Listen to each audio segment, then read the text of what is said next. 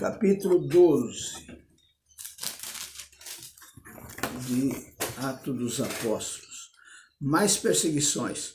Por essa época, o rei Herodes começou a perseguir algumas pessoas da igreja. Ele mandou matar à espada Tiago, irmão de João. Quando viu que isso agradou os judeus, mandou também prender Pedro.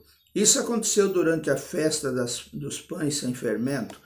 Depois que prendeu Pedro, Herodes o colocou na cadeia e pôs 4 grupos de soldados, com 4 em cada grupo, para guardá-lo. É que Herodes queria apresentá-lo ao povo depois do dia da Páscoa, e assim Pedro estava preso e era vigiado pelos guardas, mas a igreja continuava a orar com fervor por ele. Pedro é libertado.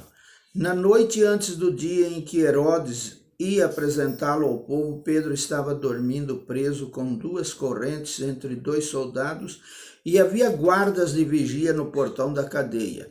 De repente apareceu um anjo do Senhor e uma luz brilhou dentro da cela. O anjo tocou no ombro de Pedro, acordou e disse: "Levante-se depressa." Então as correntes caíram das mãos dele.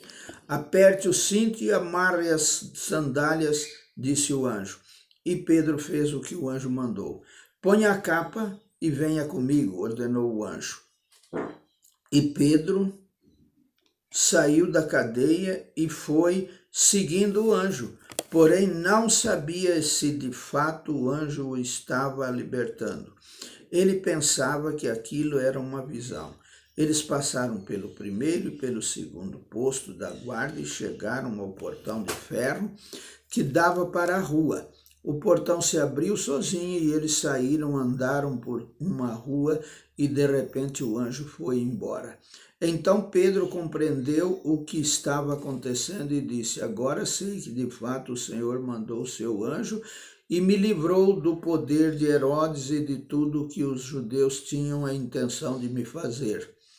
Quando Pedro entendeu o que havia acontecido, foi para a casa de Maria, mãe de João Marcos, e muitas pessoas estavam reunidas ali orando. Ele bateu na porta da frente e a empregada, que se chamava Rode, foi ver quem era. Quando reconheceu a voz de Pedro, ficou tão contente que ele, em vez de abrir a porta, voltou correndo para contar que Pedro estava lá fora. Então eles disseram: "Você está maluca." Porém ela insistiu que era verdade. Aí eles disseram: "É o anjo dele." Enquanto isso, Pedro continuava batendo.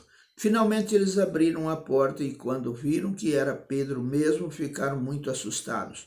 Ele fez um sinal com a mão para que ficassem quietos e contou como o Senhor o tinha tirado da prisão.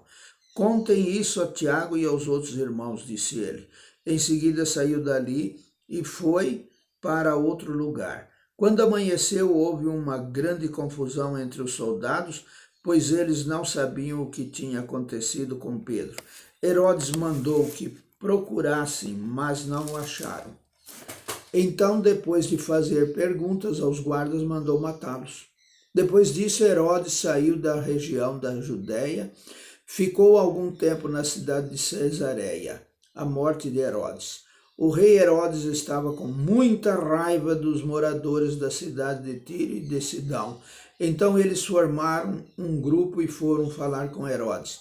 Primeiro conseguiram o apoio de Blasto, que era um alto funcionário do palácio.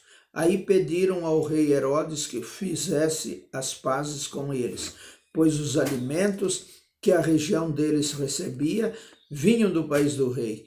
Herodes marcou um dia com eles e nesse dia vestiu a sua roupa de rei, sentou-se no trono e começou a fazer um discurso. E o povo gritava: "É um Deus e não um homem que está falando." No mesmo instante, um anjo do Senhor feriu Herodes, pois ele aceitou a honra que só Deus merece. E ele morreu comido por vermes. Porém, a palavra de Deus era anunciada em toda parte e ia se espalhando. Barnabé e Saulo terminaram o seu trabalho e voltaram de Jerusalém, trazendo João Marcos consigo. Amém.